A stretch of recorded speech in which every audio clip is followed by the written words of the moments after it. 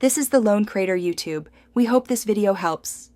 In this video, I will show you how to cook mac and cheese on the stove. First, let's gather our ingredients for a truly satisfying meal. You will need 1 pound of elbow macaroni, 4 tablespoons of unsalted butter, and 4 tablespoons of all-purpose flour. Additionally, prepare 2 1/2 cups of whole milk, 1/2 teaspoon of salt, and 1/4 teaspoon of black pepper. Don't forget 2 cups of shredded sharp cheddar cheese and 1/2 cup of grated Parmesan cheese. Having everything ready makes the process smooth and enjoyable. Now, let's get our pasta just right for a fantastic mac and cheese experience. Fill a large pot with water and bring it to a vigorous, rolling boil over high heat. Stir in 1 tablespoon of salt to properly season the water, enhancing the pasta's flavor from the start. Add the 1 pound of elbow macaroni, cooking it according to the package instructions, usually for about 7 to 10 minutes until al dente.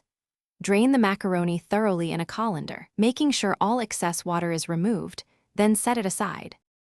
Next, we'll create the heart of our mac and cheese, the rich, creamy sauce. In your pot, melt 4 tablespoons of unsalted butter over medium heat until it's fully liquid. Whisk in 4 tablespoons of all-purpose flour, cooking this roux for about 1 minute, forming a smooth paste.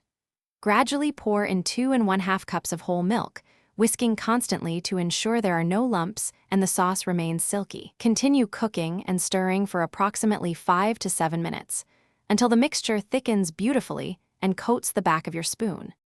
Now for the magic moment, transforming our sauce into cheesy perfection. Take the pot off the heat before adding your cheeses. This prevents the cheese from seizing and keeps the sauce smooth.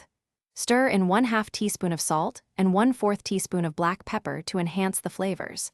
Gradually incorporate 2 cups of shredded sharp cheddar cheese and 1/2 cup of grated Parmesan cheese, stirring until every bit is melted and the sauce is wonderfully creamy.